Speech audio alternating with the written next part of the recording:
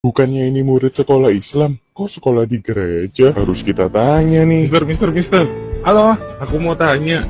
Ini kan anak-anak kan kerudungan ya. Oh. Terus aku tadi kok lihat masuk gereja, terus ini di pura.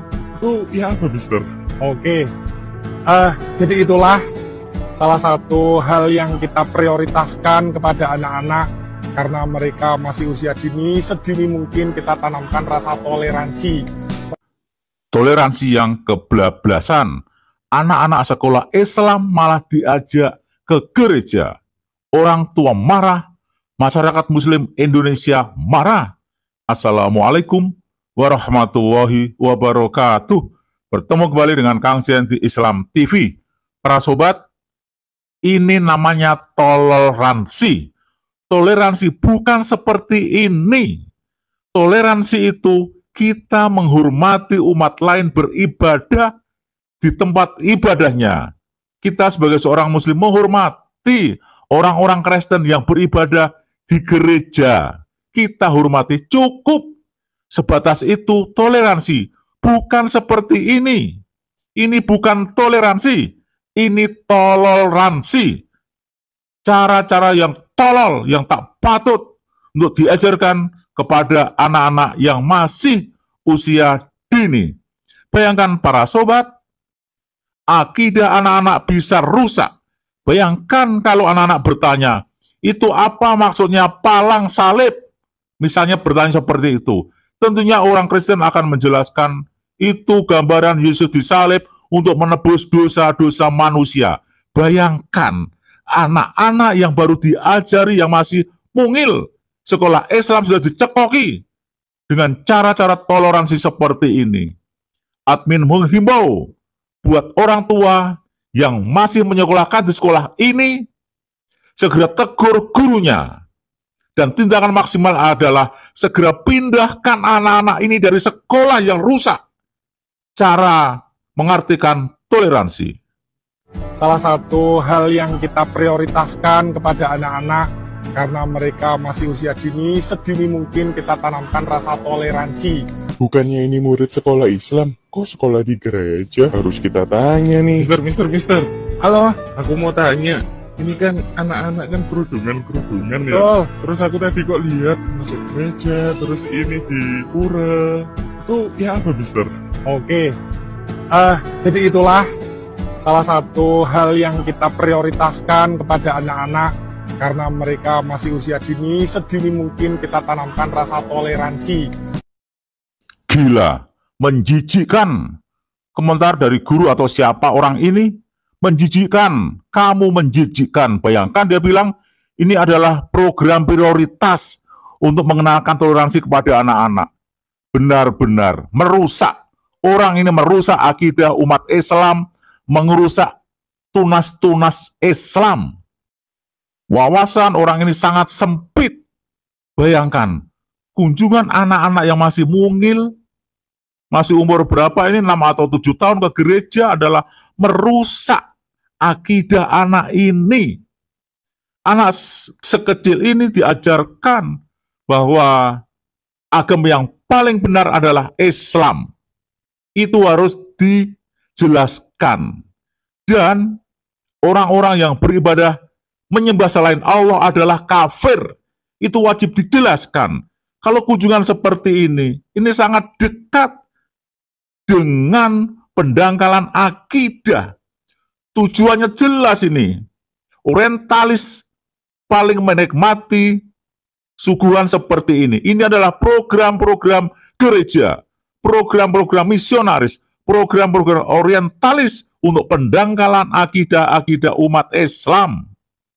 Bahwasanya di Indonesia itu terdiri dari beragam agama. Ada 6 agama yang diakui, beragam suku, beragam kebudayaan. Tadi kita sudah berkunjung ke kelenteng, kemudian ke gereja, dan sekarang kita berada di pura, salah satu pura yang tertua di kota Kediri. Makna toleransi adalah kita menghargai, kita menghormati orang yang beragama lain beribadah menurut agama dan kepercayaannya itu. Toleransi tidak dengan kunjungan ke gereja, ke tempat ibadah orang lain.